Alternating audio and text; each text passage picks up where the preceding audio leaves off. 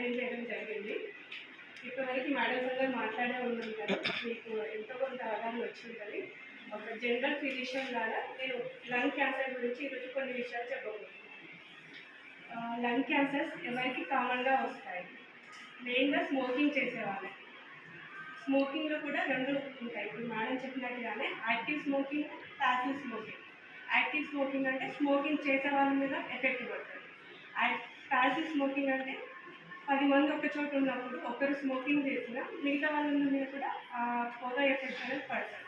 దాన్ని passive smoking అంటారు. అంటే స్మోకింగ్ వల్ల స్మోకింగ్ చేస్తున్న మనిషి తనకే కాదు చుట్టుపక్కల వాళ్ళకు కూడా ఎఫెక్ట్ పడుతుంది.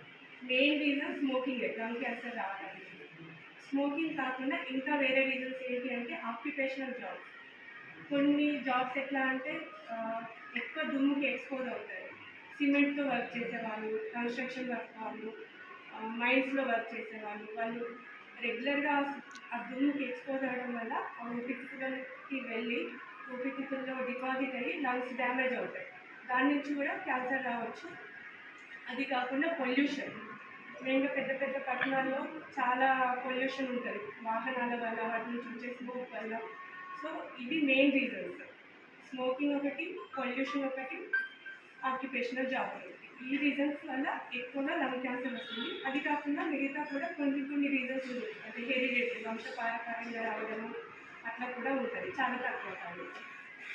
సో ఇవి రిస్క్ ఫ్యాక్టర్స్. ఈ రిస్క్ ఫ్యాక్టర్స్ ఉన్న వాళ్ళకి లంగ్ క్యాన్సర్ అనేది ఎక్కువ రావడానికి ఛాన్స్ ఉంటుంది. మరి లక్షణాలు ఏమేమి ఉంటాయంటే ఇన్ జనరల్గా ఏ క్యాన్సర్కైనా కొన్ని కామన్ లక్షణాలు ఉంటాయి.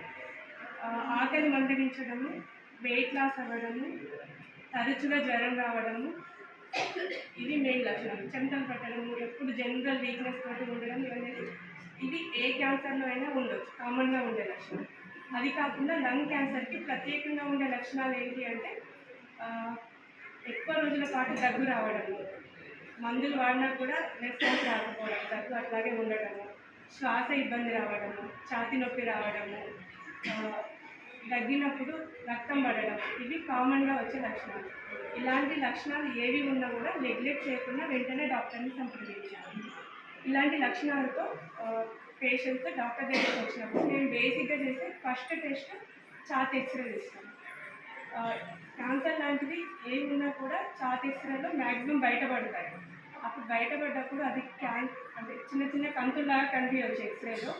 అది క్యాన్సర్ అయినా కాదా, క్యాన్సర్ అయితే అది ఎంతవరకు స్ప్రెడ్ అయింది, ఏ రకమైన క్యాన్సర్ అని తెలుసుకోవడానికి డాక్టర్స్ వివిధ కొన్ని ప్రత్యేకమైన టెస్ట్ చేస్తారు. వాటిలో సిటీ స్కాన్ టెస్ట్ ఒకటి, బ్రాంకోస్కోపీ ఒకటి, బయాప్సీ చేస్తారు. బయాప్సీ అనేది కన్ఫర్మేషన్ అనమాట. వీటిలో వచ్చిన ఇన్ఫర్మేషన్ బట్టి ట్రీట్మెంట్ ప్రోటోకాల్ అనేది ఉంటుంది. అయితే హెల్దీగా ట్రీట్మెంట్ తీసుకుంటే క్యూర్ అనేది బెటర్ ఉంటుంది. ట్రీట్మెంట్లో కూడా కీమోథెరపీ అంటే ఇంజెక్షన్స్ ఉంటాయి, రకరకాల ఇంజెక్షన్స్ ఉంటాయి. కొన్ని సైకిల్స్ లాగా కొన్ని నెలల తరబడి ఇస్తారు కీమోథెరపీ. మనం జనరల్గా కరెంట్ పెట్టడం అని వింటాం క్యాన్సర్కి, అది రేడియోథెరపీ. కొన్ని క్యాన్సర్స్కి సర్జరీ కూడా ఉంటుంది. అది కాకుండా పేషెంట్ రావడమే చాలా లేట్ స్టేజ్లో వచ్చారు, చాలా స్ప్రెడ్ అయిపోయింది అన్నప్పుడు ఈ కీమోథెరపీ, రేడియోథెరపీ, సర్జరీ లాంటివి ఏమి కాకుండా ఓన్లీ సిమ్టమ్స్ కంట్రోల్ చేసి ఆ పేషెంట్ బతుకున్నది వాళ్ళు కంఫర్ట్గా ఉండటానికి కొంతవరకు మెడిసిన్ మాత్రమే ఇస్తారు, కానీ చాలా ఎక్కువ పెడతారు.